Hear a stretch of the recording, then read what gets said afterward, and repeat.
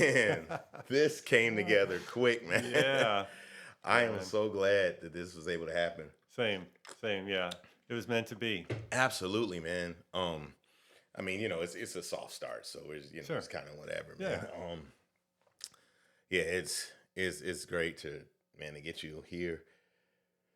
When we were doing when you came to Calvin's thing, I was just like, oh my gosh, Sal is here, Yeah.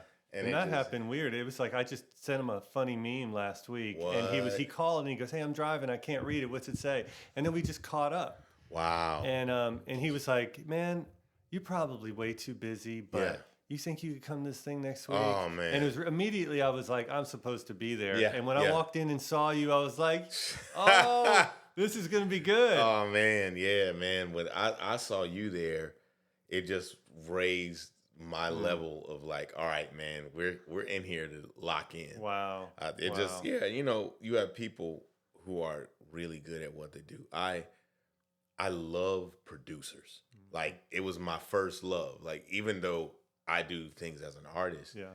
my first thing that I fell in love with was watching producers, and it was probably Bill Maxwell. That Oh was the man. first one for me as a Yeah. kid, and watching him and seeing his name on this credit and on that credit. I'm like, wait a minute, it's the same guy doing this record as that record, Light Records. Mm-hmm. Who is this? And after a while, I'm like, okay, wait, he's doing Under Crouch. He's doing the Wine and wait, hold on, what is that? Howard Smith. Wait, hold on, Phil Driscoll, Helen Baylor. You see it, everything, and I started paying attention. It was him, Quincy Jones, Arif Martin. Mm-hmm. I mean, and Nile Rodgers, Yeah. I think it was the musician producer Right. is what I fell in love with because I love to play Mm-hmm. and seeing these guys play and I would always try to hear their brain Yeah. when I would be listening to them. I wouldn't think of it as just like, oh, this guy's playing. Like, man, why did they make that choice?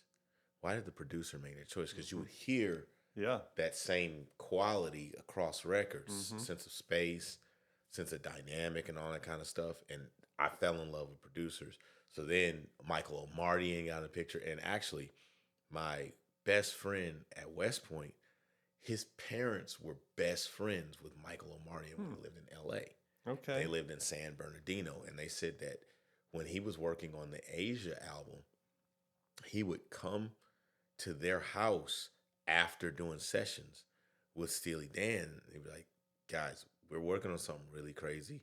I got to show you what we just did today. And he would go to the studio, he would come to their house and they had a piano in their living room and he would like play stuff they worked on that day. And he said that's how he first got and fell in love with Steely Dan. Wow.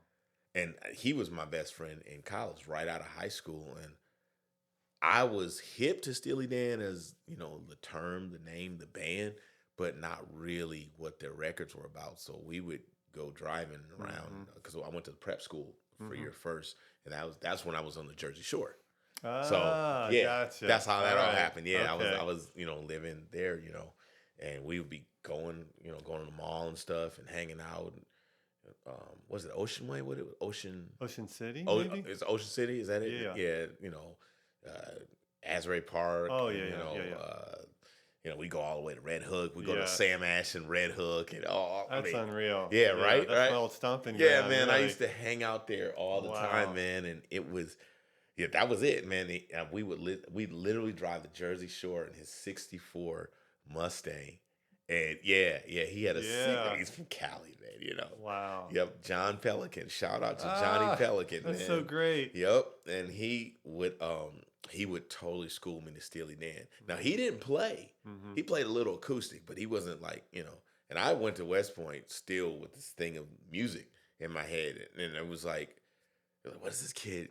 Loves music so much Yeah. here doing at West Point, but I'm literally learning to soak up this whole next level of stuff that was outside of the things I had been listening to, and I fell in love with Steely Dan and James Taylor from being at the Academy of all places. Wow.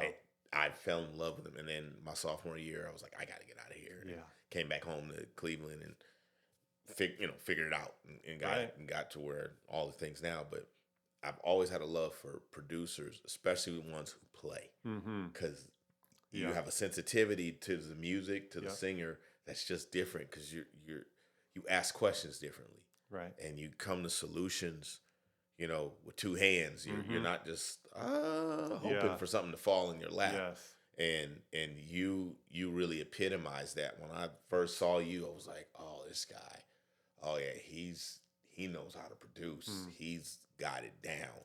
And I think David Browning introduced us. Oh yeah, that's right. Yeah, He yeah, did. yeah, Yeah, yeah. yeah. That's right. Shout out to David Browning. I love that man. He's a good Another, man. yeah, good man. Another awesome musician. Yeah, And we producer came on up his own. together actually. Wow, Yeah. man! Like I love the way he works, man. He just, yeah, that dude's incredible. And he introduced us, and when we actually got a chance to work together the first time, I was like, oh, I knew you were the real deal because I just seen your name Yeah, yeah. around, and once we worked, I was like, oh, this is the thing. Yeah. Man. This guy. Well, we both like the puzzle of an arrangement. Yeah, I think that's what it was. Yeah, we immediately clicked because you were like, oh, I got you. Click, click, click. And then you put a part down. You're like, hold on, there's going to be more. And I knew. I was like, yes, this is why I called this man. Because we love that it's locked when it's done. Yeah. Every part is doing something. Yep, nothing's random. No. Nothing's random, man. It's not noise. There's no such thing as background noise in a record. Yeah. That unsettles me when something is background noise in a record. Yeah. Because, I mean, without being conspiratorial, I just feel when there's background noise in a record, there's a secondary motive. And sometimes that's not always bad. Like if someone's doing like sleep music, stuff to calm you, that's fine. But you've got background noise in music that's supposed to hype you, I'm concerned. Right. I never thought about it like that. It concerns me because I'm like, what is that background noise doing? Because while you're distracted having fun, something's getting fed. And it's always has been weird to me. And I've never been able to authenticate that in my music. So there's only so much of that I could jump into because the background noise thing bugs me. Yeah, just that's the fact interesting. because I'm like, no, I like pieces. Right. I like stuff to make sense. I want music to like. I want to be able to listen to a record, and 20 years later, I'm still pulling back onion slices. And that's different. That's not background noise. That's intricacy and nuance and detail in a record. Right. Because you don't find a puddle of mud at the bottom. You're like, this record made me do something. I'm trying to what? Oh, wow. Yes. Okay. And shout out. There's nothing wrong with everybody getting these stemmed out tracks now. But honestly, I pull back on that because that don't help your ear. Your ear is better if you can discern it with all of it in there. Right. Yeah, that's how we learned. That's how you learn. Your ear's way better. Picking parts off records, and you're really trying to listen. Oh no, that's a secondary part. Okay, this is the thing, and you're digging for the sounds. Man, and, all of that. So yeah. I mean, okay, since we already down the road, but man, this is why I call it. Yeah. But ladies and gentlemen, welcome to the Guitar Field Podcast. Oh, excuse me. Start again. All right, ladies and gentlemen, welcome to the Guitar Field Show, the GPS for creatives, where we find out what somebody did, how they got there, and I said it all wrong. Okay. We find out where somebody went, how they got there, and what they found when they got there. That's great. That's the journey. Yeah. I love that. So that's the idea. So today's guest was a pop-up guest, and one guest that if I had thought it out, I would have really had them at the top of the list to get. But he happened to be in town for a recording, for Calvin Noel's recording, and I was playing guitar on it, and I got the surprise of a lifetime to see him at the session, and it hit me honestly early this morning. I need to call this guy and see if we could just set up a time for him to be on a podcast at some time with the slim sliver of hope that he'd be available today. And he was like, yeah, man, I got some time, man. And I was like, oh, let's do this. But ladies and gentlemen, I want to introduce to you producer extraordinaire, entrepreneur, creative mind, creative consultant, and really, I mean, he is a wealth of information for how to be your authentic self in this creative world that we are in today, and in the music industry and entertainment industry at large. Mr. Sal Oliveri. Thank you, Give it man. up for him, right? Honor to be here. Yeah, let's give it up for him. Let's give it up for him. Wow, I want me to get my Sal. There you go. Yeah. Yeah, man. Thank you. Yeah, man. That was a very kind intro. I appreciate it. Try to keep it honest, though. Yeah, thanks. No, I appreciate it. I said before we were rolling, man, it's like such an honor. Like, I look at you as the consummate musician. Oh, You wow, do a man. lot of things, but like, man, when I was saying, just hearing you play, you fill up. I was like, it almost sounds like there's two guitar players because you're covering so much ground, but you're never overplaying. It's like elevating the room when you play, and you've done that on my track so many times. Thank you, man. So anyway, it's my honor. Trust me. Thank you, man. But, I mean, I've been following your work, and I think maybe just as importantly, I've been following your social media and how you love to encourage and push creatives to rise to the next level. That seems to be your niche. And It's I'm like, what I care about most. yeah. Yeah. And that, I mean, I couldn't have gotten a more perfect guest for the show. Wow. Because I mean, it's like, dude, you're literally, yeah, you're a tent pole in what this show is about. And I've talked to so many creatives.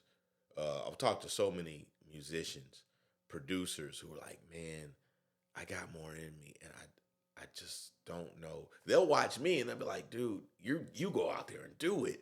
So, man, how are you doing it? And I'm like, man, I'm not doing anything that big, I don't think. But the fact that other people see it and it's elevated to some extent, Right. and they know me from just one ground and going to the next, it looks fearless. It ain't. It looks that No. way.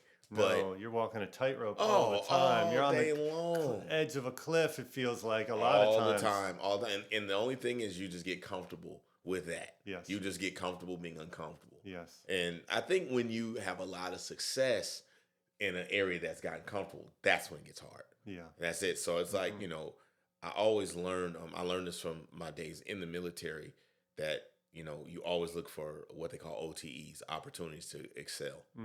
So you're always looking for something, you learn to be comfortable being uncomfortable. And when you can do that, you can do things. And it's not about doing stuff that other people can't do. You just learn to do stuff that you couldn't do before. Right. And, Exactly. I'm my own, I'm my competition. Ain't nobody else. Right. So, but I watch you, and I've seen the things that you've been able to do and the way that you're able to give back. You've got huge successes, but then you don't take them and live up in your palace and pull the ladder up behind you. You're always saying, hey, to that one person in the crowd way down there that never thought you could do this, but you always wanted to, I got a message for you. Yeah. And I mean, you tend to, it seems like when you put your posts up, you like are speaking to one person, but it's a million of us that are one person. Right.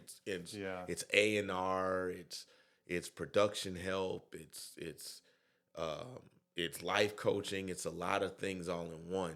And I mean, like I said, I couldn't have asked for a more perfect guest, and I was like, dude, get this dude. If he's still in town, let's call him. Yeah. I would have done the Zoom, but man, the fact that you're here. Yeah. Person to person is always better. Yeah. You know what's funny? The social media thing, like you were talking about the tension of the stress that is part of this life. And, social media can be really toxic. It can, man. And I remember several years back going, man, I don't even know if I want to be on this Facebook anymore. If I want to be on this thing. But I said, you know what? I'm not going to contribute to the toxicity. I'm going to use it the way I would want. Like, what would I want coming across my feed? That's it. Right? And so I just started giving in a way that I thought, I don't know if anybody will pay attention. I don't know if anybody will resonate with this. But I'm going to say what I know is true and what I think would be helpful to people. And I just started doing it.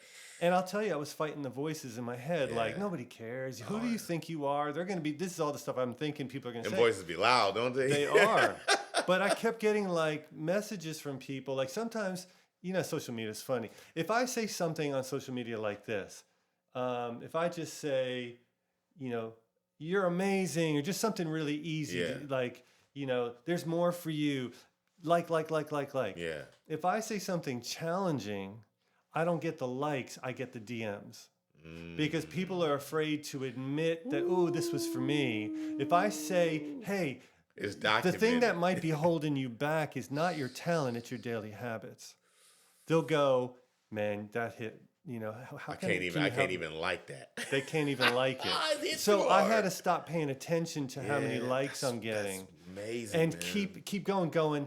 No. This is like, there's some days you're dispensing candy and there's some days you're dispensing medicine. Yeah. But you got to give both if you care about people.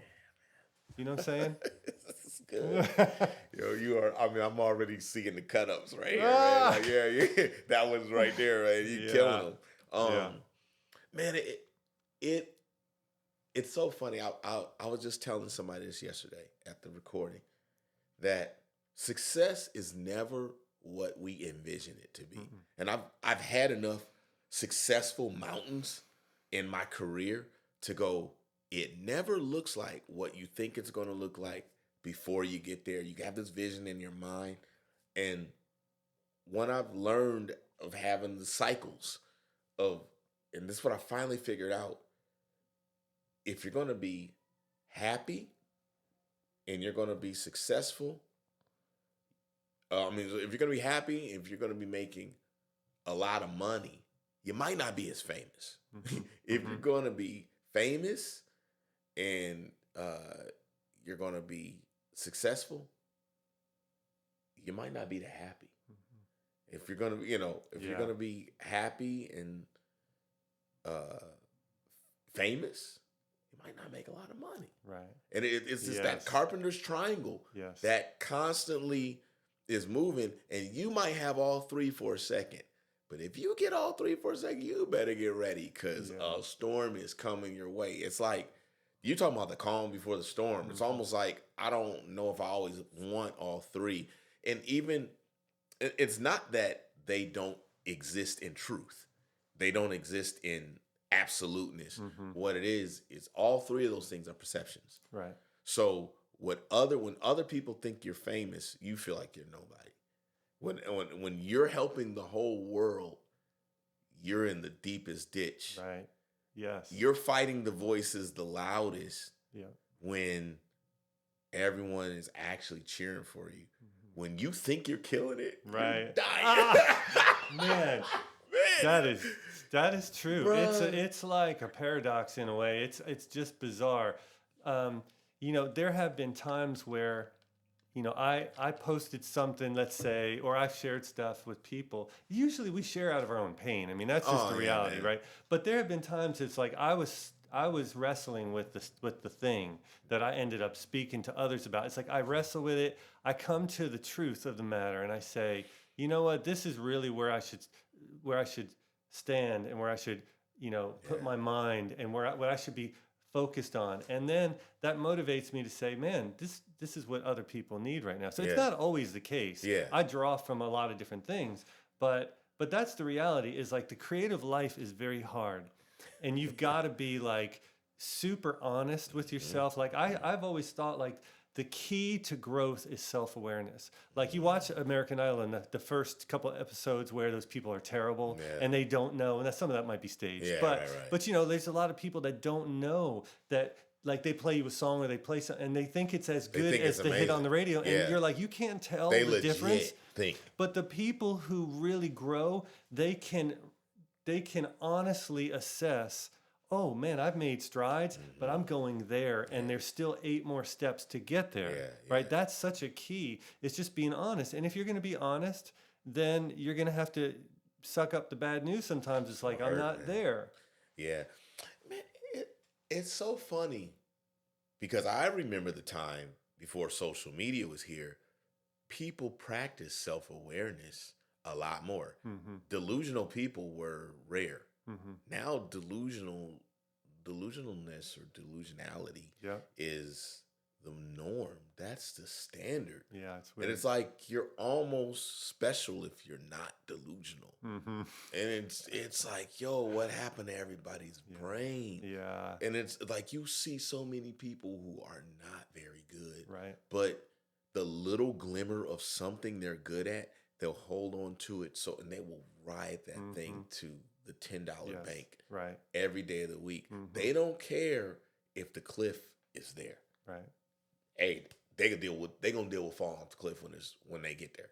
They'll deal with that. And hopefully they can turn that dumpster fire into the next big thing. Yeah. And it's that cycle of lack. I think it starts with a lack of awareness. So as a culture, we fall because art fails. Yeah. When you're not aware. And I think the reason people aren't is because it's hard. It hurts. Yeah. To go. I liken it to if you ever stomp your foot. Like I did this. I was in New York City one time, and sometimes I had to work in New York City, and they put me in a corner hotel, and a lot of times you stay like in Times Square. Those corner hotels aren't like hotels you're used to because it really is a corner, and the room navigates differently. So I was somewhere. I kind of got up to go get dinner or something, and I stubbed my toe on some piece of furniture, and I knew that nail was shot, man. It was my big toe. Oof. And I knew I just ripped. I knew it, and I refused to look at it. Yeah. I was like, dude. I said, you know what? I'm just gonna put a Band-Aid on it, and I'm not looking at it. Yeah. And in a couple days, I will. Right. And I eventually did, and I was like, all right, I gotta look at it. I gotta see what's there and deal with it. Now I could have just gone and say, hey, I'm gonna let it grow back and just move on. But I knew I had to at some point and acknowledge that and let my body do whatever I need to do to go with it. And I liken that to the way that a lot of times people are with their art. They know deep down inside they're not good. Right. They know it. You know you're not good. Yeah. You know it. But you can tell yourself, or I just went through something that really sucks. And it's tied to me not being good. Right. So instead of dealing with it, instead of looking at it, no, I failed. I'm going to just re-narrate this in my mind, come up with a new narrative, maybe even gaslight myself a little bit about what it is. And then that becomes the spin that I tell everybody. Right. And I'm telling myself. And then everybody's like, yo, yeah, you kind of you're not that sweet. but everyone's watching you and they're like, man, you think they're looking because whatever. And they're like, the dumpster fire is more interesting than you. Right. We're not really. Yeah. We watching your dumpster fire. Yeah. And we all know like. Yeah. But people watch and they will confuse it because they refuse to look at that wound. Right. And be like, man, I gotta fix that. Yeah. And so being an artist, I think you're constantly looking at your wounds and telling people what you assess. Now, there's an oversharing. Sure. You can overshare. Some stuff you do need to keep yourself because you need to. It's not that you never tell. I think when you have to be careful when you're in development. If something's in development, you stay in the cocoon, man. Don't poke a hole in the cocoon and kill it. Right. You share so much, people start giving you all their little advice and everything, and everyone becomes your therapist and psychiatrist and, helping you, mentally medicate and all this kind of stuff. And next thing you know, you're spun out because you don't know where you were. But, and then there's the whole misery loves company. So people will pat that on back too. But I think that journey of not oversharing, self-assessing, becoming self-aware, that all equals one thing: loneliness. Yeah. Right. It all equals, well, not even loneliness. It equals solitude. Yeah, there you go. It equals solitude. And a lot of times there's a moment or there's portions of loneliness in solitude. Yes. And people don't want that. No, they don't. Yeah. Because the voices that speak when you're quiet and you're in solitude, a lot of times our own self-thoughts are negative. And so people don't want to hear that. There's a philosophy, I would say, in modern culture that when you and I were kids wasn't there. But you hear it a lot now, like, you're perfect. you're perfect. And I hear that and I think that is the silliest thing to say Yeah. because I think, see, I'm all about defining terms. I like the meanings of words. Yeah. And I think what people are really trying to communicate is you're accepted. Yeah, there Yes, you you're go. accepted Yeah. just the way you are, Yeah. imperfect Yeah. and all. But I don't want to believe that I'm perfect because you know what? There's a lot of ground I have not yet covered. I want to keep growing. I'm ready for and perfection. I grew up with the idea of work at it, do the work, do the reps, right? So like I was telling one of the young musicians yesterday at the conference, he was asking, man, how did you get to the point where like every piece of the project or whatever you're doing is excellent? And I said, man, I would literally sit around my studio when I was like, say, in my dad's basement, you know, and then I had an apartment, and then it was like the second bedroom, and then, you know, I just kept getting, but I would look around at my gear and I'd say, what's the weak link here? It's my speakers. Okay, that's what I need to upgrade next. So I'd get a little bit better speakers, and I'd ask the question again. Yeah. It's your microphones. Okay. It's your vocal mic. You don't have a great vocal mic. So then I would do that, and at the same time, I would be learning vocal mic techniques. Yep. How do I It's record somebody, right? Not just enough to have good gear. And so you keep doing that, and you're looking around the room. But if you do that with yourself, and you say, of my skill set, what's the weakest link? There you go. And you improve, and you improve, and improve. If you have a mindset that you're perfect, then you don't need to change anything. But guess what? You're stuck. So if you want to excel, you gotta like look at it and say, strengthen the weak things over and over and over. I've had a lot of success, but I am still always hungry to learn. That's what makes it fun, though. It is. Like, you take out the fun if there's no challenge. Right. I'm glad you said something about that perfection mindset, because that is a way of battling the comparison problem that we all run into. But see, when you realize we're not really here to compare ourselves to anybody else, because it's unfair no matter what. You got different skills than I have. Right. Like, it doesn't. No, and let me just interject this.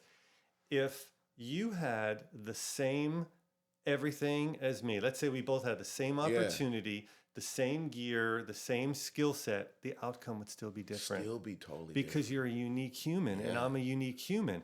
And you know, if you want to throw the faith into it, like God has purpose for every person's life. Absolutely. Very different. And so the outcome's going to be different because my mission's different than yours. There you go.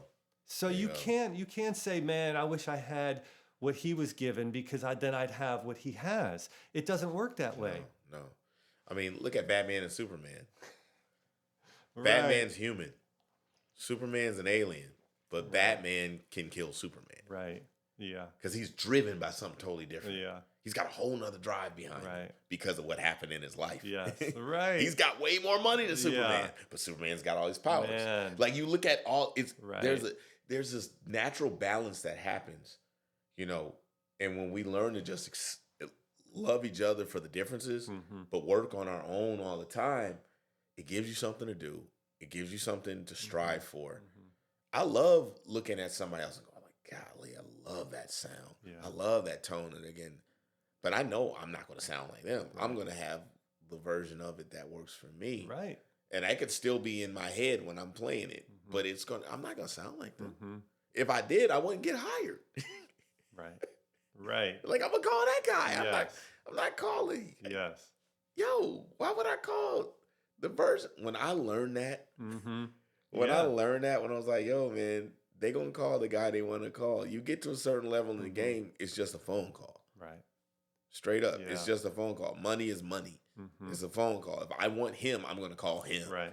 Then I want you. You've gotten to the point where you're in the room. You're in the room because you do something. Right. Yes, 100%. You know? That's why I call anybody. Yeah. It's like, you know, proficiency is like the baseline. Of course, everybody's good. Everybody's good. But, you know, like, let's just say, like, okay, you're doing rock and you need a drummer. Well, I probably could think of 10 to 15 rock drummers. But then I'm thinking, but, like, what do they bring in the room? Like, are they, like, the driving type? Like, they're going to elevate it with energy? Or is this the fat backbeat guy? Or is this the, you know, and you're hiring people's taste and the value that they bring. Sure. You know what I mean? Like I was saying, when you were playing the last 2 nights, it literally, you bring up the energy in the room. and it's like your rhythm playing, and then you're playing a lead line, and it's like, and that's why you get called, because of it's you, really. It's you that's coming through the guitar, and it's like the reason we always get along so great is like you're fun to talk to, and you're excited, and we love music. we love it. We love it. We love that it. comes through when you're playing. Yeah. Man. Man, let's since we're there, let's talk about, man, your background. Where did the love? Because I feel it from you. Yeah, I feel it from you. Like every time, like you are so excited to make music, and it's not that annoying chipmunk excitement. Like, yo, bro, can you just give me a second? You're not that kind. You're not.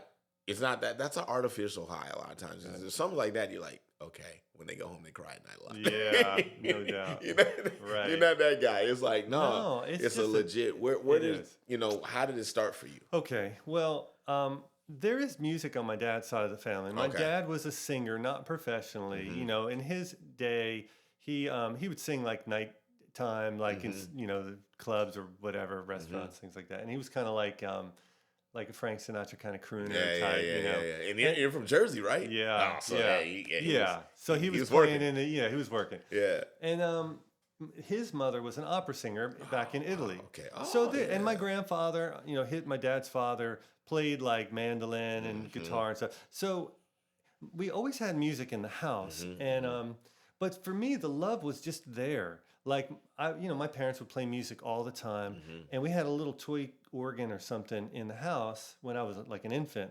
and I would play my little kids' songs, like whatever records I had, And my parents told me, like when I was 3 and 4, I'd go over to the little keyboard and just start banging out the melodies and stuff. Nothing super intricate, but they were like, "Huh, this kid must have a talent." Baby. Yeah, so I started lessons at like 5, and I just loved it, and I always did. And then I had a little DJ phase. I would like my friends' birthday parties. I'd bring my turntables over, And then like I was in bands in high school and college, and I could never not do it. They say writers write, musicians just play. And I just have always loved it. And for me, even like when I learned to engineer and some of the technical side of the business, it wasn't because I just necessarily nerded out. It's that it was a means to an end. It was like, I can get this sound, which is going to let me feel this way. And I can... You have to wait. I can just get to the finish line. You don't need to get it in post. You're like, right. There's nothing wrong, nothing worse than having a record and you think you can get it sound like this. Used to happen to me when I was younger, producing. Like, okay, no, I'm gonna get that sound in post because I played the thing, and lo and behold, I found out that sound was not in that record anywhere. And they're like, that I don't know. Give me the best we can get. I started early on in my production life to make decisions as I go. Yeah. Don't wait for the decision. Because a lot of times too, like we're overdubbing stuff. Like some records you do and everybody's in the room. And then other ones you're piecing it together. Sure. And so everybody who's coming down the line is listening to what's there and reacting to it, like as though it were live. Absolutely. And so if they don't know what's missing and what it's supposed to be, right? And then you're trying to fabricate this, like the puzzle. You're trying to now you're caulking and trying to that put noise in there and all the stuff you talked about to try and inject life. Energy that wasn't there. Yeah. So, for me, I just have always loved how music made me feel. And like in my head, because I'm really analytical, and I like people say, for as organized and analytical you are, you're still creative. And I go, I'm kind of split down the middle, right brain, left brain. So I love just, man, those chords were so rich, and the groove or the whatever. And then I love the figuring it out of how and why it works. Like I would say my career and my life has been, why does that work? Can I deconstruct it and use those as spare parts, as tools for when needed, right? Yeah. Like if you saw my head, it's like a garage full of parts. Wow. And so, and they're there for when needed. Yeah. And so if I'm working in pop, rock, R&B, country, whatever, I have learned to speak the languages, and I know this part fits here and it's going to make this great. It's not like copying anything, but it's understanding how to use these things, right? So for me, it's just passion. It's pure. I love it as much as I did when I was a teenager. I can't get away from it. Did you go to school for music? I actually did. So I studied piano with a piano teacher from like 5 till I was about 12 or 13. Okay. He's like, hey man, I've shown you everything I can show you. You need to go to a more advanced teacher. But I decided I didn't want to do it. Yeah. I was like, no, but that was the period from about 13 to 17 that I just started like writing songs and learning parts off records. So I was like, you know, listening to all those cool piano parts on those Chic records. And I was like, oh man, that bright octave piano thing, you know, all of that. Makes you dance, It man. does. And so, and in all genres, you know. But then when I went to college, I was unsure if I wanted to major in music because I thought, man, if I'm forced to do this, I might hate it. But I did, man. I said, okay, I'm going to give it a try. And the first school I went to was very classical only. Okay. And I still had a band, and we were playing contemporary music, you know. And after 2 years, I thought, man, I'm just not able to grow here, you know. Okay. So, and my mom had actually gotten ill, so I moved back to New Jersey, living at home, and I went to Jersey City State College, and it was right across the Hudson from Manhattan. There you go. We got jazz, we got R&B, we got funk, we got rock, we got pop, and there were a lot of people better than me. At the first school, I was the only one who could, like, hey, blues and F, let's go. Yeah, they were and like, they were he's like, the man. where's the music, you know? Yeah. And all of a sudden it was like, oh man, this is great. I can soak this in and learn. So I did. I did my 4 years. I did my senior recital. And it's funny because it was the training. I don't think people necessarily have to go to music school. Sure. But you do need to do the work. You need to learn theory. Yeah. You know, you need to understand what you're doing so you could speak the language to other people. Yeah. Right. So for me, it was good. I think I probably could have got it another way, but I did. I got trained. Still an education. It's an education, right? Yeah. Wow. So when did you say, man, I'm going to be a producer, or were you like, I want to play keys, and it just kind of happened? How did you get to the producing thing? Well, here's what's funny. So I thought I just wanted to play the keyboards because that's all I knew. All right. Right. And I played the piano as a kid, and then I got some synthesizers, and I was playing in bands and whatever.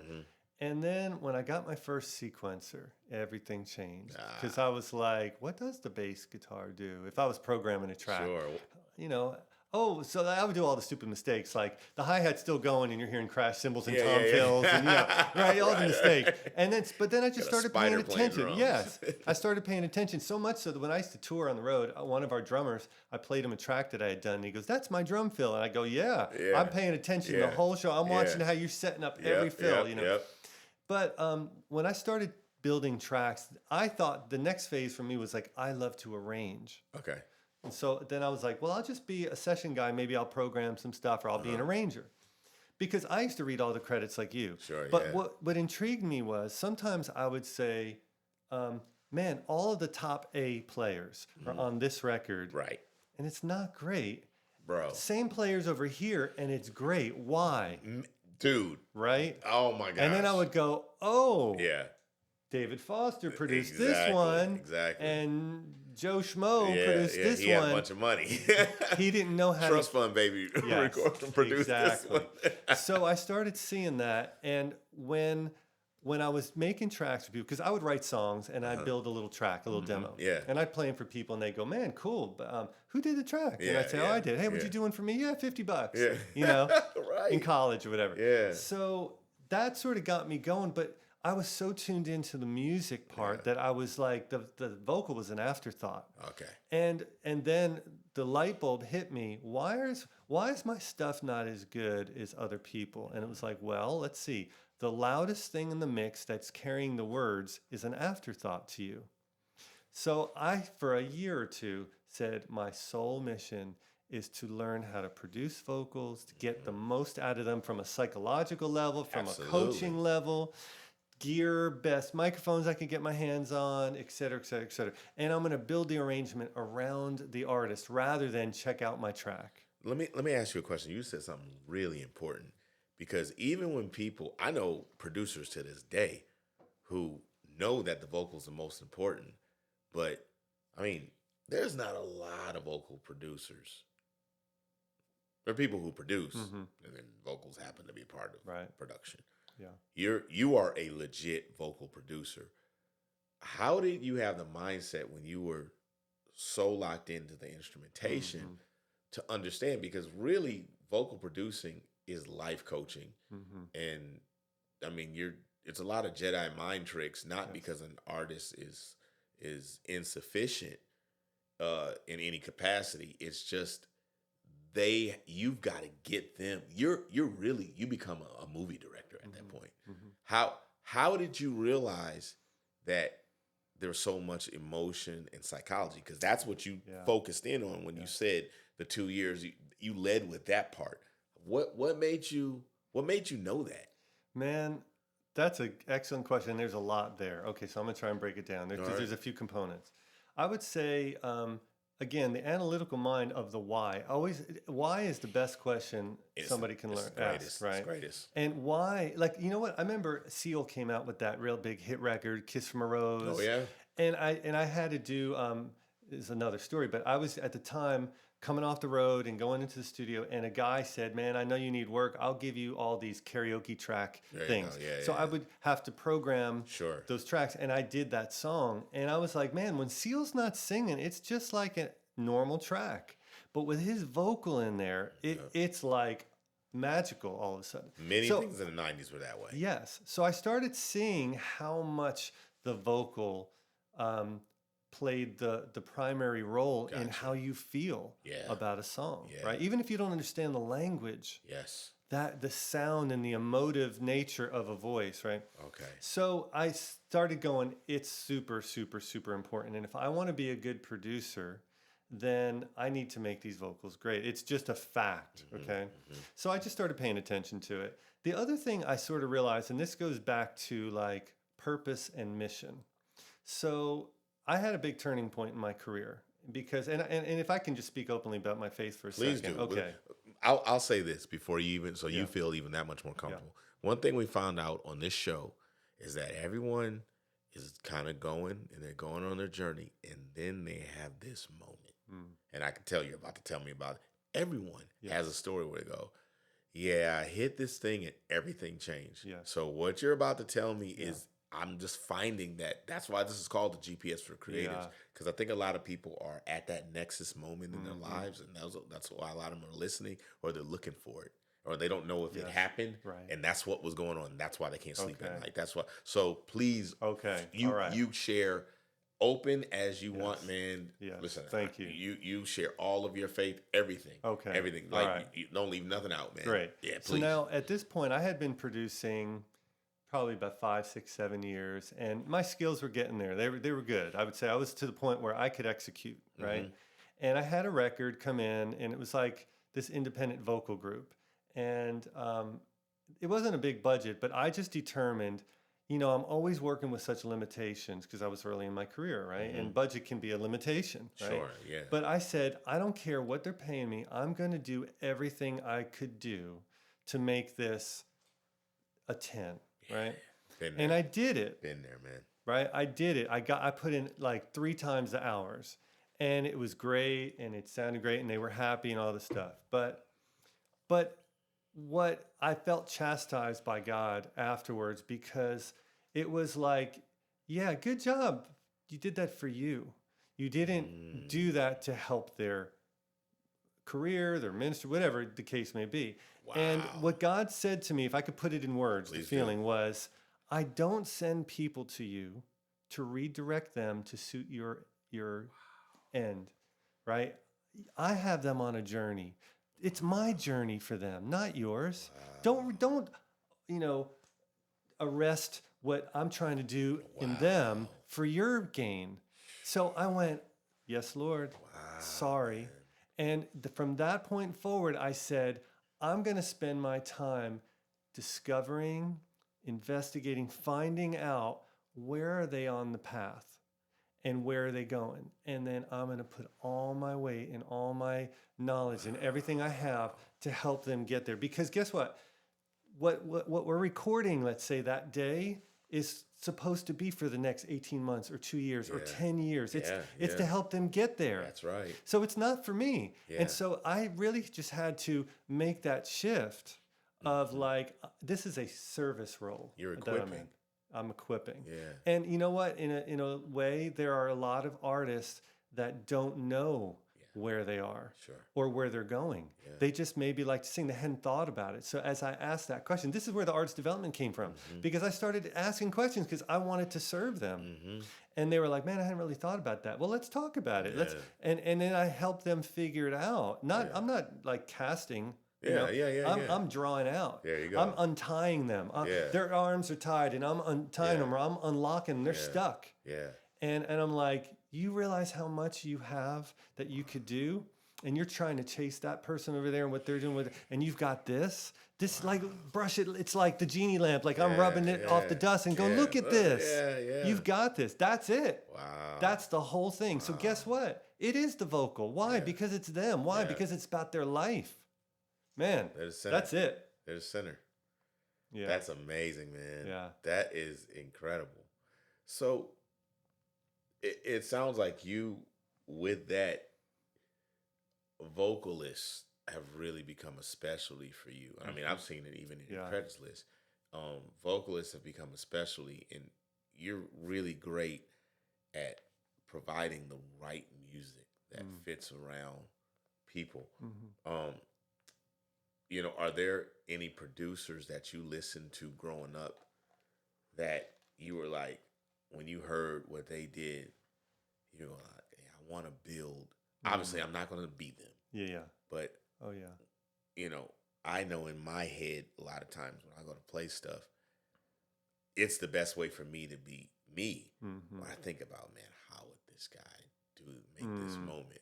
How would this guy, you know, if I could step into their body right now, be that moment. Man. You know, like, are there any people that you go like, oh yeah, I'm feeling so and so in the room right now. While I'm doing something. Sometimes I would say sometimes, and maybe more than I'm aware of, because like I remember I was wiring my studio up one day, and I just put iTunes on like random play, and a song came up from I hadn't heard since I was like a teenager, and I went, that's where I got that keyboard lick. Like I had forgotten. Wow, right? Man. It was like a song from the 80s or something. Yeah. So I'm sure that there's a lot of that's always bouncing around. Gotcha.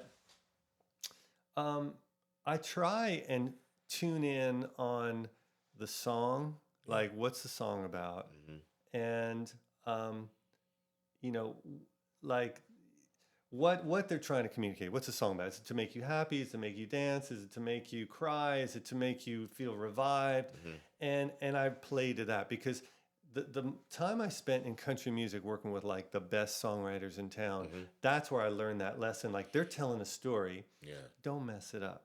Like the song's doing all the heavy lifting. So from a production standpoint though, I think because I've learned multiple genres, I just look at it more like I've got 5 things I can do, right? Here's a good example. Let's say I'm a tailor. I make suits and dresses. Yeah. Well, I might like to make a certain kind, but when someone comes in and they got a certain body shape, I'm making it to them. What event you going to? I'm going to a wedding banquet. And, so formal, okay, and you got this body shape. Well, you know what? This color would look good on you, and blah, blah, blah, blah. Now, same event, next person comes in, I'm making something different. So, like, I have actually, you know, back in the days where I was doing a lot more worship stuff, I would produce the same song 5 different times for 5 different people, 5 ways, because it's to dress them up to look stunning. Right? That's it. So great analogy. Yeah, that's how I approach it. So I'm sure I'm drawing from a ton, from Quincy, from tons. You know, I'll tell you one producer that did inspire me though, his philosophy was Phil Ramone. Okay. Oh yeah. Now I liked Billy Joel, but it's not like I'm the biggest Billy Joel fan in the world. Like I read his biography, his autobiography, sorry. And when I realized how much he had done, so he did all of Billy Joel's catalog. He did Barbra Streisand. He worked with, he did the Paul Simon Graceland record. He did both Ray Charles Genius Loves Company records, duet records. Wow. He did Frank Sinatra. He did all the Kennedy Center stuff. And I was like, I don't hear him in any of that stuff. It's No. all different. Yeah. Right? So this is that was the revelation for me, like, oh, there's two kinds of producers. Yes. There's the Yes. producer who's almost like the co-artist who Yep. has a Have sound sound, yeah. and people are drawn to it. And I love those guys. Yeah, yeah, And yeah. I just was never that guy. Yeah. I was like, I want to be like Phil Ramone. I Yeah. want to be the guy that can work with anybody and you're not going to hear me. But it's going to be their It's best excellent. record. You just know it's Yes. excellent. Right. I love both. Me too. I love both. Yeah. Man. That's such a great insight. Yeah. So I just aspired to do that. So Yeah, like that is definitely you. You're Yeah. definitely more, man, you're this overlay. It's yes. just like whatever, your overlay is the excellence, But like More I'm than- looking around this room and there's a bunch of guitars and if I just said, well, which one's your favorite? You might have like a sentimental feeling, but Yeah. you're like, well, which one is Yeah, going to well, do the job? That's it. You're not going to play the Strat on everything. No, that's why when people ask me that, they're like, yeah, what kind of guitar do you play? I'm like, I play guitars. yeah, I play it. What do you mean? I've seen you with the telly. I mean, people have been like, oh yeah, well, I've seen you. Yeah, the telly's your main thing, right? And I'm going, well, you're ripping it up. I'm like, you're supposed to be able to do that on all of them. Like, Right. what kind of world are we living in? Yeah. I'm like, my thing was like, if I'm gonna play guitar, I didn't have the sense to know Mm-hmm. that you're supposed to be good at one thing, rhythm. But yeah, okay, natural. I was a drummer first. I played drums since I was 2 years old. So when I started playing guitar, I could understand the rhythm. I could move my hand. I played tambourine since I was 3, so I could always move my right hand like all day long and be judicious about it, not having everything ring. It was so that was always there, but I loved all the lines and all the soloing. I fell in love with Slash and Eric Clapton Unplugged and Andre Crouch all at the same time, literally Right. and Kurt Cobain all at the same Wow. time. The same Wow. year, I was all losing my mind watching MTV, and as soon as I would turn off MTV, I would turn on "Go Take Me Back" from Andre Crouch. All in one, and it was never a thing to me like you're not supposed to do that. Right. And I'm like, well, there's guitar on all these, right? Right. Right. Yeah. Let me learn how to play this stuff. Yeah. And it was like, for me, it was make it sound good. Yeah. Okay, sound like that record. Right.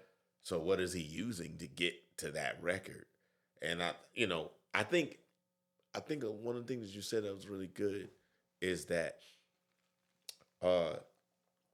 the kind of more opinionated sound, if you want to call it that, or just artistic sonic signature. I don't think we choose that. Right.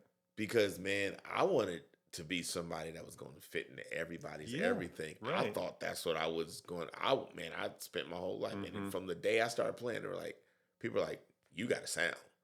And I remember this guy. His name was Bruce. I don't remember Bruce's last name. He sold me some of my first guitars, like really good guitars. He worked at Sam Ash in Cleveland. Bruce told me, he said, "Phil," he said, "that's Phil Hewley playing." And I'd been playing 6-7 years. He said, "That's Phil." He would be around the corner. He goes, "That's Phil Hewley in here. Hey, man." I said, "How did you know?" He said, "I could be in a room with 100 guys, and I know what you sound like." And I was like, "Ugh, I gotta work. I gotta work on me. I'm like terrible." And he was like, "No. He said, "No, he said, do you know how many guys spend their whole career trying to get that?" And even when he said it, I'm just like, I gotta cut these. I'm going home with the hacksaw to cut the wings off, Right. Just working, trying everything I could. And it wasn't until I moved here and lots of, people saying, "Yo, that's a thing," that I finally got to be like, "Oh, okay." Yeah. And I learned to embrace it. So I'm saying it, obviously, that same idea follows even when I produce. So that, I just am a person that tends to have a sonic signature. Right. Whereas some people just excellence is their signature. You can fit into a lot more places, and it doesn't make one better or worse.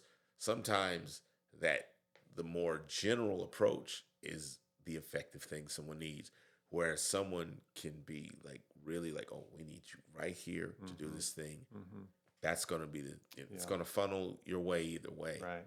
Now, as a player, you'll know it's me more often. Yeah, right? yeah. But as a producer, I don't even have to play on some stuff. Yeah. So like I can hire 20 different drummers and different mix engineers, and I utilize a lot of people that helps it to stay unique. Because really, like, the artist should be identifiable. That's the most important. The artist should have a sound and be identifiable, and you should go, "That's Adele" after two notes. Yeah, right. Or that's the most important Shaka thing. Khan after two notes. You know it's her.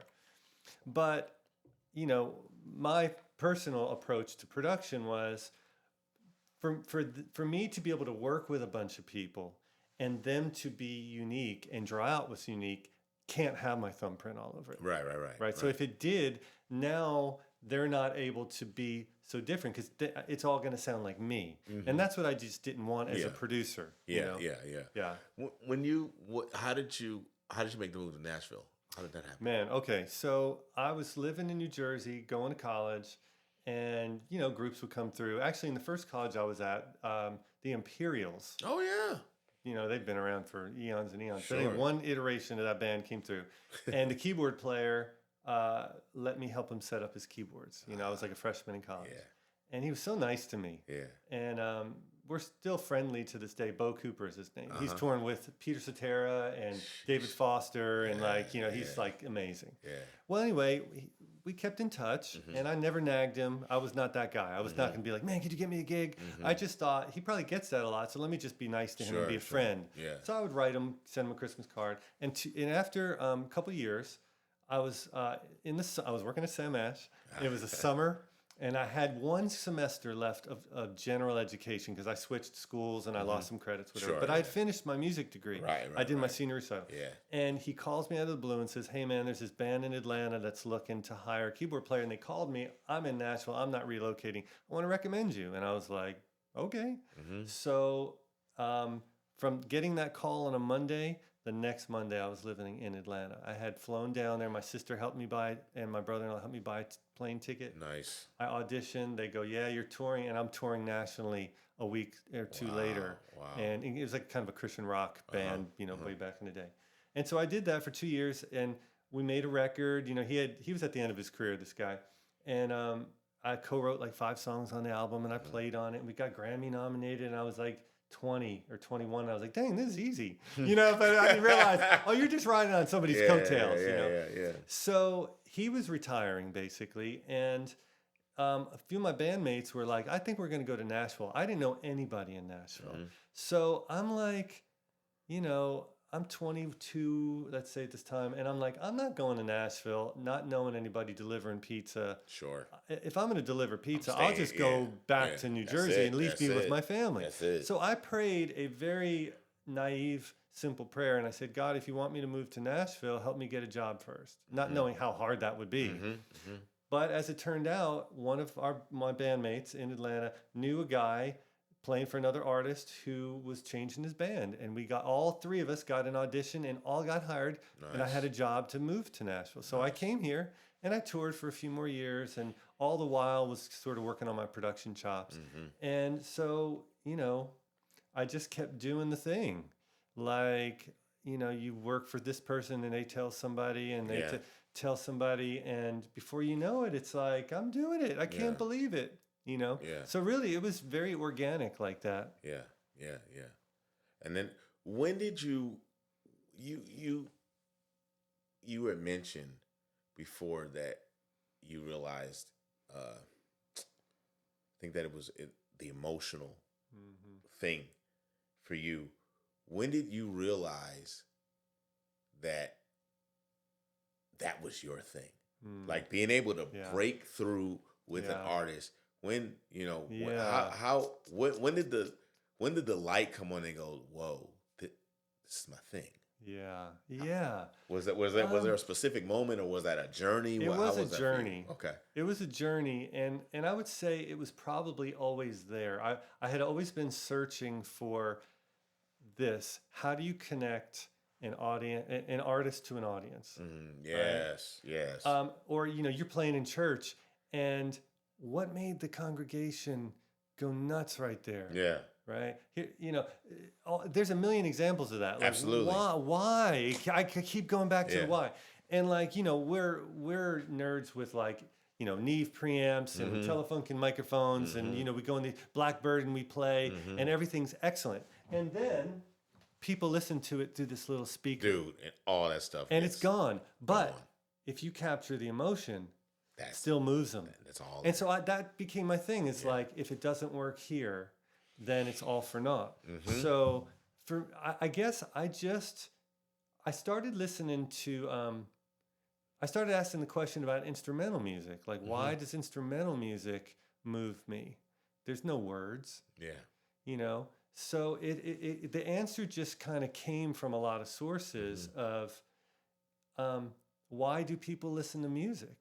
To feel something, right? So then the psychology became, well, what can I do as a producer to capture honest joy or honest angst or honest whatever, right? And so in the musician world, like, pre-production is everything. Yeah. So I'm like, okay, first, song choice. Yeah. Like, I remember Quincy and David Foster saying the biggest role of a producer is picking great songs. Yep. Right? Because a bad song, man, it's like pushing a boulder uphill. Yep. It's like a record of 10 songs, 8 are great and 2 are not good. Dude. You'll spend most of your time on those 2. Yes, you will. Right? So yes, you will. choosing good songs, putting them in the right key, Yep. getting the right arrangement. Okay, great. So that when I show up and we're doing a tracking session together, you're not going, let me try to figure out how to put lipstick on this pig. yes, right? So it's setting people up to win. And I do just enough to say, here's the tempo, here's the groove, basic. Yeah. We're going over there, and then leave space. Yeah. So that now the musicians can invest Yes. and go, there you go. oh, he wants me to like bring my thing, what I do. And I go, yes, 100%. Yeah. Otherwise I would have programmed it. Man. Right? So now the musicians put this thing, and He's invested. the artist is like, I'm inspired. And then the psychology with the artist is, I've got to get them to be so comfortable to where they feel like they're singing in their tub, or they're singing in their living room. So I learned, some of the most important things to have in a studio: a dimmer, a coffee or tea Yes, machine, sir. a comfortable sofa, Yeah. and privacy. Yeah. Because if they feel like someone's going to invade their space, they're nervous, right? Yep. So I just, like, people have told me, man, I don't know, I feel so comfortable when I work with you. I feel so relaxed, and it's purposeful because this is your space. You're safe here, right? And then when they're singing, if it's not happening, no, it might be a technical thing. They might be having a bad day. But a lot of times I'll just say, I don't believe you. Man, that's my favorite line. I don't believe you. You're, what are you thinking about? And they're like, I'm thinking about how bad I sound. Yeah, forget it. You don't need to be thinking about you. Think about the words. Just sing me the words.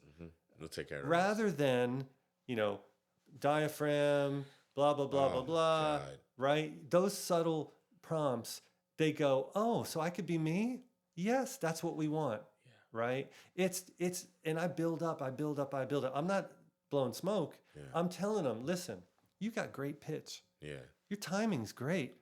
But you know what? I could fix those things. Yeah. Here's what I don't have. I don't have a passion plugin. Yeah. I need you to do that. Yes. Right? Man, there's and then they nothing go, worse. oh, he wants me to win. He's on my side. Yeah. Yeah. And I Yeah. say, listen, if it doesn't happen today, we'll come back tomorrow. There you go. Like, there's no pressure. Yeah. Right? Yeah. There's nothing worse than hearing a record that is mechanically and technically perfect. Boring. It's so boring. Yeah. It's the supermodel record. Right. That's great. And you're like, Yeah. yeah. Yeah, that was a nice, Yeah. like, plastic surgery job. Yeah, as soon as the night is over, I'm dropping you off at your hotel room, and I'm going to go hang out with the one that was laughing and Yeah. being silly. Yeah. She might even burped at the table. Right. But she had the whole room captured Yeah. because she was fun. She Yes. was the night. Yes. And That's it. People want to That's live. what you want, man. Right. It's- Like, when Yeah. people sometimes tell me, like, oh man, my last record or whatever, it turned out good, but the process was so, and I go, it should be fun. Yeah. Like, we work, yeah, all day. we're working, Yeah. but like, if it's not enjoyable, it's probably because there's just something wrong in the equation there. Like maybe it's the wrong key, it's the wrong song, it's the wrong whatever. But I just try and get to that. It's not like I'm trying to throw a party, but I am trying to get it to the point where people are enjoying the moment. Yeah. Right. And so what ends up happening is at the end of the process, the best compliments I ever get from anybody is like, this is the most me I've ever sounded. And I go, man, thank you. That's the home run, right? That's killing. Singers sometimes will tell me, like Nicole C. Mullen told me that she had been recording for 30 years, right? And this is not, I'm not breaking my arm to pat myself on the back. What I'm trying to communicate to people listening is you got to serve people. Yeah. Right. Yeah. She said, Sal, I've never been able to record a vocal with both ears, headphones on. Oh yeah, that's a huge thing. And she goes, what are you doing? And I go, like a million little things, but I'm riding the vocal so that, this is not nothing nobody else does. But I'm just air saying, in the room, all those kind yeah, of things. it's like I'm making sure I'm serving you. Yeah. I'm going, how can I take the technology away? That's right. And just let her do her thing. Yeah. Yeah. And then it's like the best vocal I've ever done, she says. And I go, well, great. Was it hard? No. That other guy kept me there 6 hours. We did this in 42 minutes. And I go, right. Yeah. Because it's TLC. You got to care about that. That's the thing. That's it. You can't fake the caring about people. No. If it's solely about the music, then you might make some good music, but you're going to hurt people along the way. And that shouldn't have to happen. It doesn't have to happen. Should not in this business. This business is hard enough. You're hard enough on yourself. Right. In it, whether you're the artist in front or supporting, right, we're hard enough on ourselves to do this. Yeah. Let me say one last thing, and this maybe be the last spiritual thing I say. But all right, so check this out. I was doing a session one time, and we were on a really tight schedule, and I had brought singers in because there was like a choral element to it, right? So there was like 3 people on each mic, that whole thing, and we had to keep a good pace, and people were messing up here and there, and there was this one guy in the room that kept and making everybody feel bad. Come on, y'all, get it together, not in a like helpful way. It was just like, you're not good enough and you're holding us up and all this stuff. And it was bringing the room down. That pulls everybody and down. Man, I just thought like so we left, I tried to intervene, but the second day I was driving into the studio. It was on Studio Music Row. And God gave me a little movie in my head, and I shared this with them. I said, guys, listen, when we all die and we stand before the Lord and he reviews our lives and he pulls up today's date, April 26th, 2005, he's not going to say, hey, Peter, throw on the CD and listen to it and judge us based on that. He's going to say, how did you treat the other people in the room?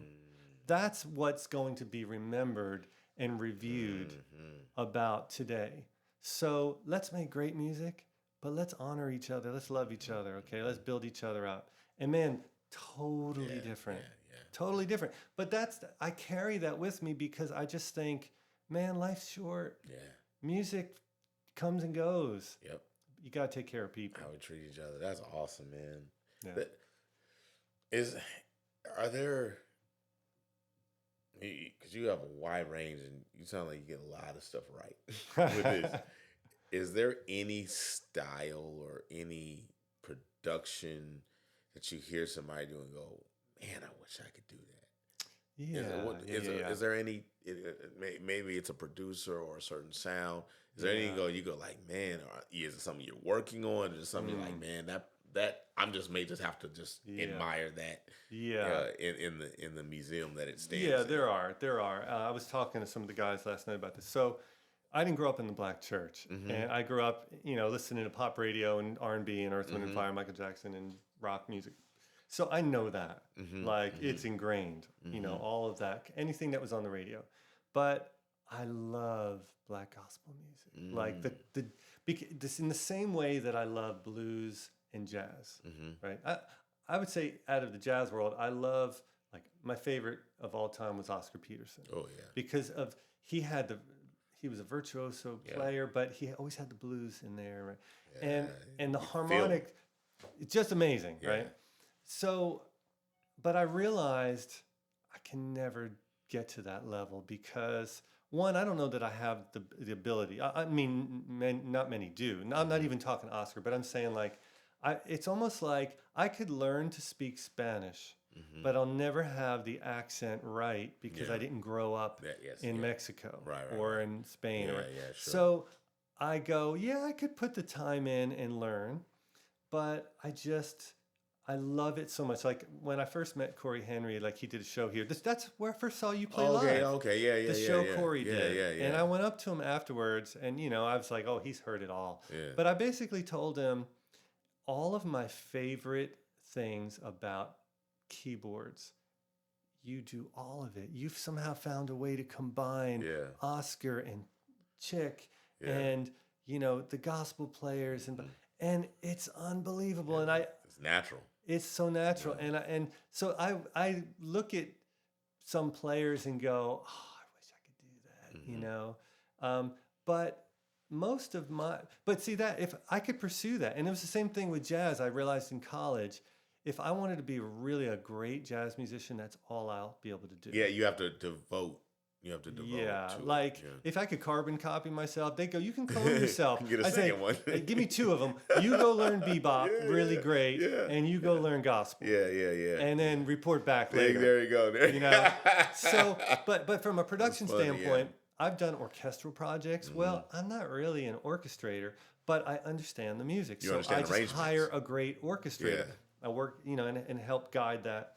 If it's like we've done like an R&B record before. Now I know R&B, like classic R&B. Yeah, you do. Okay, you do, man. And I love that. So I just hire great players. I don't try and play on something that I'm not really the best guy. So that's a key thing I would say to producers, though, is I personally made a decision that I wasn't going to try and do everything. So if me as a keyboard player I treat him like a different person than me as a producer. So if Sal the producer thinks Sal the keyboard player, oh hey there.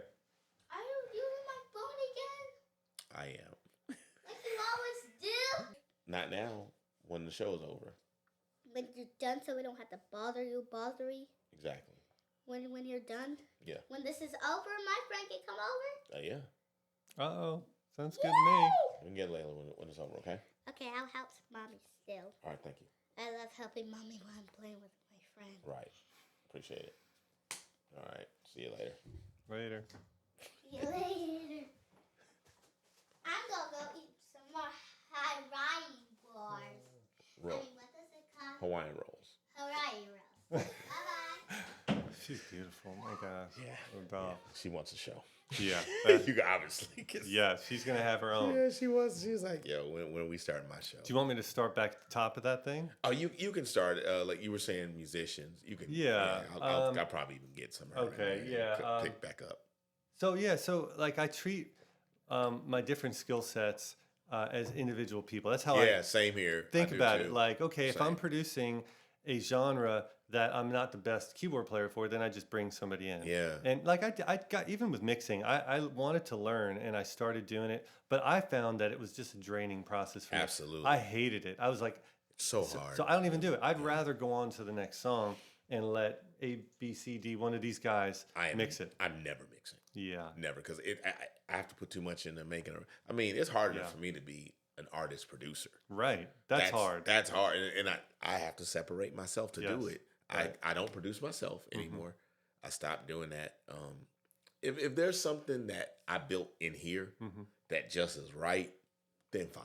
Yeah. But for the most part, I need somebody else to, keep me on that part. Well, it's like operating on yourself. You're like, man. I can't be thinking, I can't be fully immersed in being an artist when I'm critiquing it from a producer's standpoint. Absolutely. Every now and then you just find something that was right. Every now and then. And it generally happened from the writing process. Yeah. But if I have to separate anytime, I'm like, okay, somebody else is come and do this. But, generally when I produce, even with that, I'm getting to the point where, guitar-wise, I'm like, I might be calling other people just so I can think about the record a certain way, or I don't play when the rest of the rhythm section is playing. Now, a lot of times I can't do that because they like the energy that I bring to the record. So that's part of my production. So I can't do that in post. Right. So I try to, but I minimize my workload when I come there. I'm like, all right, I'm not here to cut solos or this, that, and the other. Mm-hmm. I'm just gonna do enough to keep the engine moving. Yes. And let everybody else kind of do their thing. So yeah, I definitely understand what it is. I'll ask you a few more. And Sure. I'm happy. It's been great. Yeah. What has been you've had some pretty big successes. What, and then I'm sure you have your favorites. What was the key to you?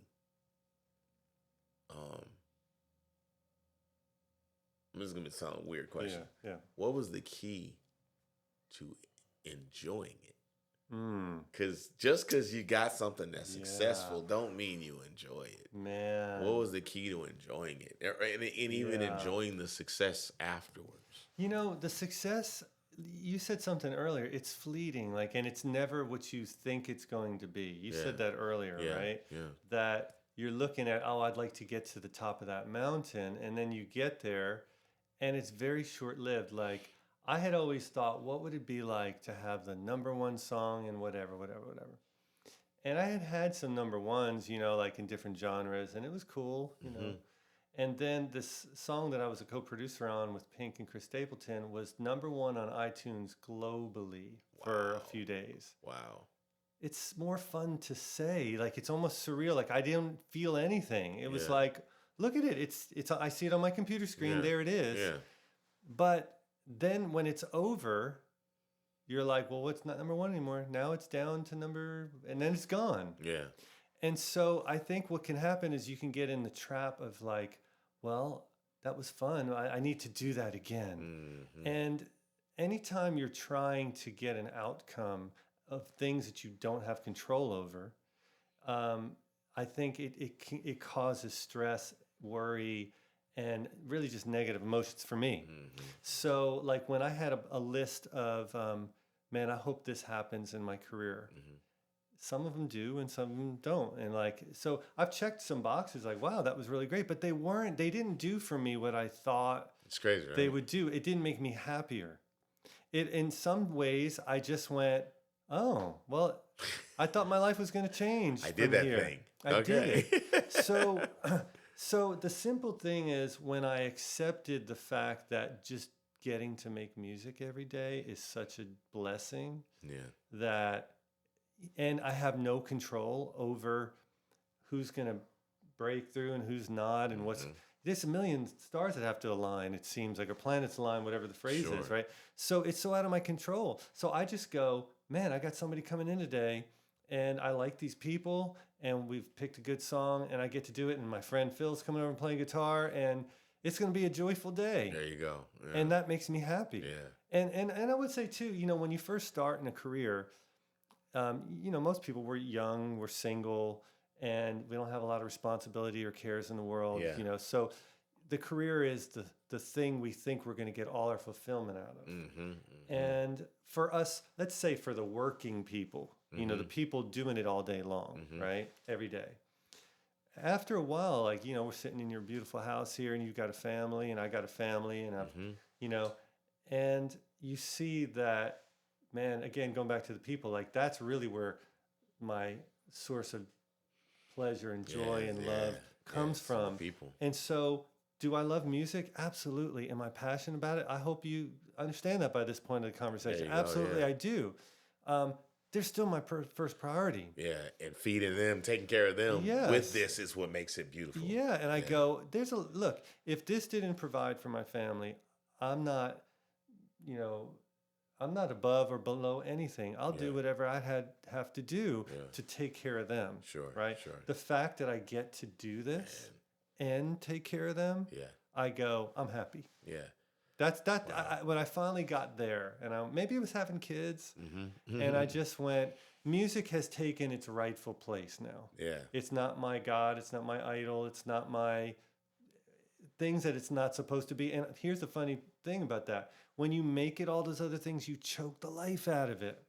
So you really want to enjoy it, take your hands off of it. Do it because you love it. Man, my dog is going to the obedience training today. and we had the most amazing thing happen to us on Valentine's Day. We took the dog to, well, her name is Lucy. She's a golden doodle. Wife takes her over to PetSmart, and our trainer Daryl is working with her, and I come in late because I went to get some stuff. I think I went to get her some Cheerios, for little snacks. So I come in, and my wife was like, "Oh my God, babe, you're not gonna believe this. He just said something so amazing. It's gonna knock your socks off." So we're teaching Lucy to leave it, take it, or drop it. So whatever she had in her mouth, one of those things, and what you do is you drop a treat, and whatever she has, if she's got something in her mouth, drop it. She sees a treat, she picks that up instead. Leave it. Don't pick up that thing that you want to get. Take the treat instead. Take it. Take the treat. Okay, those three different things. And this is what he said. He was like, well, those principles, we teach that to the dog so that they learn this major principle. If you want to get what you want, you got to stop trying to get what you want. And we were like, what? Yeah. What did you say? I mean, we were just like losing our minds. Yes. To get what you want, you got to stop trying to get what you want. It's so true. And then it was like that. I said, dude, did you hear what you just said? He was like, I've just been teaching this to, all the dogs for years. And he was like, oh my God, wait a minute. What I just, he was like, well, I can use that in my life. Yes. And we've been telling all of our friends that. Right. Because that is like such a massive principle. And I think when you work in a dreams-based environment like we do, we're always trying to get what we want. Right. And, you have to be careful that you're not manipulating people, you're not manipulating situations, that you're not trying to, you're not being overly ambitious to get things to happen and one thing to peel your way versus another and all those kind of things. And realize all the greatest things that generally happen to us are the ones that when we took our hand off the steering wheel, that's when they go down. Yeah, man, they just come then. They come. Right. And I think having a family, I think having a family is what sets that up. Yeah. You're because you got something else to focus on. Right. And that's the important thing. You're like, yo, I'm going to take care of these people. And it's like God honors that. And then he can bless the other things that you're doing. It's like the same thing, like seek ye first the kingdom of God and all his righteousness. Right. All these things should be added. And it's that same principle. Right. But I hear you say that. That's the one thing, like, you never know how it's going to fall one way or the other. But if you start worrying about it, I mean, shoot, look at Calvin. I know. I mean, it's amazing. It's crazy. It's like, oh, man. Yeah, and I done walked in, man, whatever. Next thing you know, it's just blowing up for this guy. And he's tried it. I used to produce his records. He was trying all different kinds of ways, and then he finally just said, man, forget it. I'm just going to do what I like, and I'm going to stop trying to do what I think people want from me. And he just started doing simple. And then he was like, I didn't realize people, this is what they wanted. They wanted real and authentic. And it's like, yeah, that's it. I'm gonna ask you this because this is crazy, man. You said this; it just brought up another question. When have you ever had a moment you've been with an artist when they found out that what they were trying to do was different than what they were great at? And were you ever there when that light came on? Yeah, I've been a part of that many, many times. Yeah, and helping them see it because, hold on a second. Yeah. Hold on a second so I can get that. Hold on. Sophia, I need you to be quiet, okay? Sophia, okay, stop scaring her, Gracie, right now. I just need y'all to be quiet for another 20 minutes or so. All right? Okay. Just give me 20 minutes. Quietly. Sorry. That's all right. Yeah, it's so much better not to pause it or anything. Yeah. Right. I can just cut it out later. All right, man. I'm sorry. Go ahead. That's okay. Okay. I made an arrow. Nice. And a leaf. Oh, yeah. Okay, give me 20 minutes. All right, then we'll be done. All right. So, so the transition has happened a lot. And I feel like in a way, it's usually more... Oh, is it going? That's all right.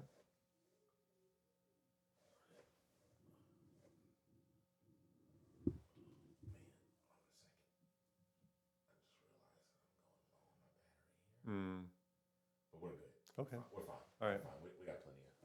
Great.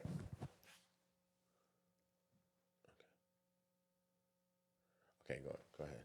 Yeah, so like in the process of working with a lot of artists, there've been a lot of times where they would just discover. Now, let me just back up and say that when someone's really established, unless they're trying to pivot to something different, they know what they're doing, right? They're like, yeah, I'm in the right lane.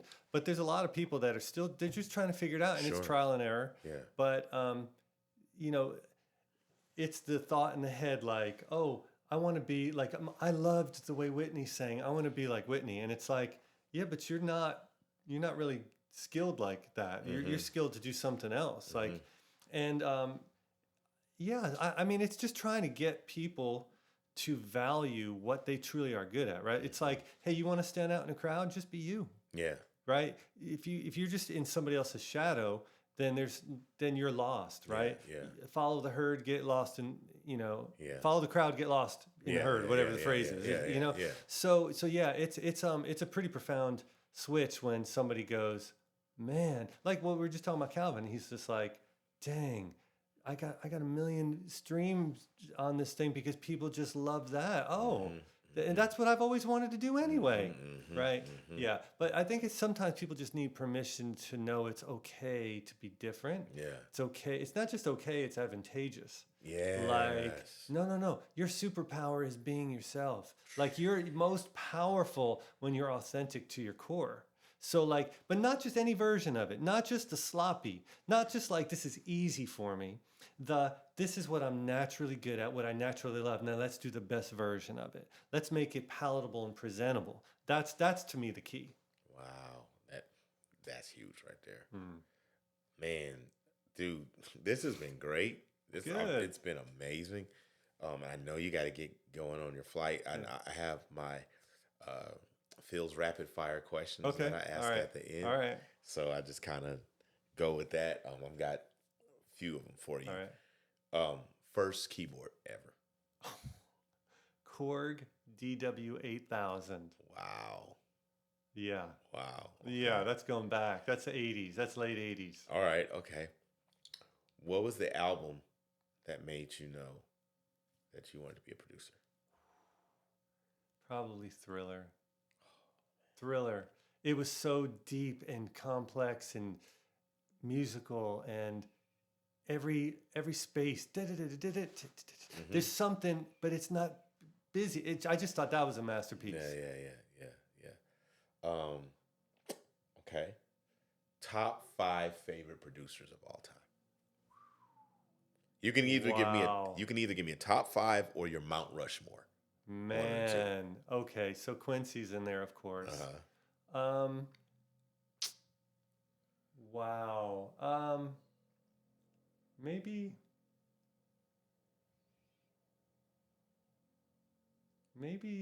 David Foster. Just so many hits. Yeah. And the Bodyguard soundtrack, and like, wow.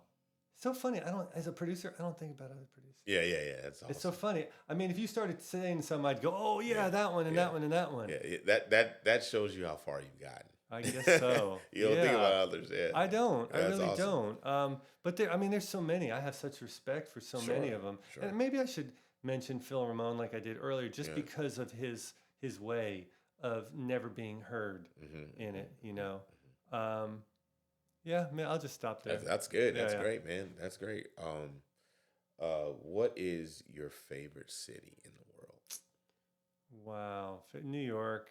It's hands down. I mean, I'm a little sad about New York's got some troubles right now. They're finding their way through some stuff. But I grew up close to New York. My parents used to take us in all the time for Radio City Music Hall or like Yankee games, and it's electric, and I just feel invigorated when I'm in New York.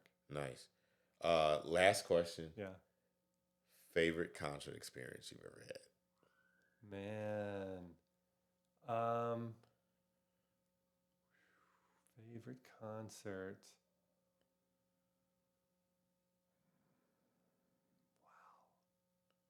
Wow. Bruce Springsteen doing in Nashville at Bridgestone, doing the Rising tour after 9/11. Whoa. He wrote a record about rebuilding and unity, and the entire 20,000 people were singing those songs, and it was like, I don't think he's really a religious guy. It was like a religious experience. It was just, you felt we needed this. Wow. Like, we needed this. That was a great moment. Crazy. Yeah. That's powerful, man. Yeah. Wow. Well, man, this has been awesome. There's so many gems, man. There's so much stuff I got out of this. Good. Man. Thank you for You're welcome. doing this and spending your time. And I mean, man, I'm like, oh, I can't believe I got this on a Saturday, man. After a show, I'm just so happy that I got you. Same. To be able to do this, man. I so appreciate it. All of your links are going to be in the bottom, so you don't have to even, if people, you want to let people know where they can find you, but I'm going to have them all. They're all going to already be like lower thirds. Awesome. They've been coming up on the show the whole time. Oh, so, great. Awesome. You don't even have to Thank worry you. about that. And then, of course, everything, more links in the end. Are there any new projects we need to be listening for that are coming out that you can talk about? Or no, not that I can talk about. There's always new stuff. Always in the works. new stuff. But I will say that to me, 16, 18-year-old, never done it before, all the way to legacy artist. Their 19th record. To me, it's kind of all the same. Yeah. I just love it all. Yeah. I like getting people from A to B or from S to Z or wherever they are. Right. So it's just there's gonna be some surprises coming, but some good stuff. Oh, I got one more question for you. I always like to end with this question. I just thought about it. What advice would you give a young Sal Oliveri, just getting out of college? Okay. What would that advice be? That's great. I would say if I could go back, I have a lot of life advice from my former self, but I would say, I was putting in the work, but I would say focus more, like write goals and set timelines.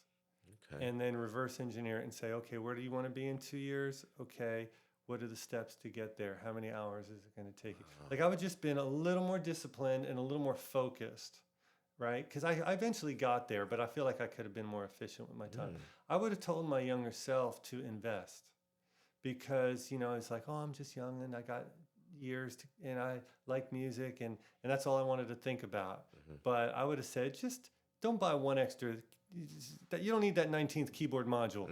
Put that in the stock market and it'll come in handy for a rainy day when you're old. I would have said that and I would have just said that, you'll never know your true purpose in life until you realize that your gifts were meant to serve other people. That's killer. That is killer. Wow. That's the revelation that changed my life. That's massive. And it's funny because I think you got, I'm going to say this and we can close. A lot of times people are it's like there's two types of people in the world. There's people who care about themselves and people who care about everybody else. It's not that kind of thing because actually there's a lot of, the best self-serving you can do is when you do that. When you realize that we're all, like the best band members aren't the ones who are the killingest players. They're the one who play for everybody else. Yeah. You enjoy people. No one cares about having the one guy on the squad who can dust everybody else and they leave. Right. The ones who elevate everyone, that's the great band members. Exactly. That's the ones that, because we all play better, the audience enjoys them hearing better. It's connected better. Yeah. You're not the one skyscraper with the suburbia around. No, right. Yeah. You're a phallic symbol at that point. Right. Honestly, literally. Yeah. Literally. Yes. It's like, okay, it's telling you something right there. Yeah. Like you're the point of it all is like we do it together. So you look better when we're all together. The people enjoy it more when we're all together. The band enjoys playing with you, and you're going to enjoy it because we're having a conversation. Right.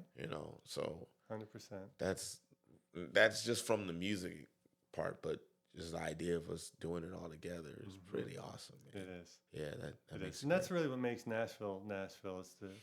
It's the we do it together music more than any other town I've ever been in. Sure. Yeah. Same. I would say that as well. It's such a collective in that mindset. Yeah, man.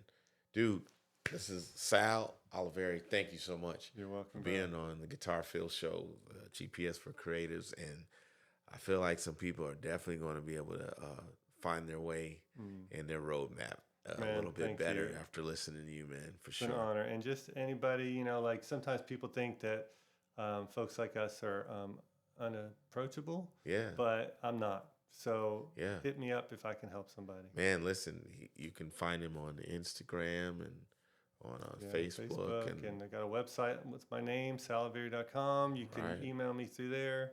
Cool. Yeah. So yeah, like if you guys, if he said something that's moved you, stirred you up a little bit, hit him up. All his links are going to be right there. They've been popping up on the whole show. So catch up with him. Man, thanks a lot, man. I appreciate you. And we're out, man. All right. Yeah.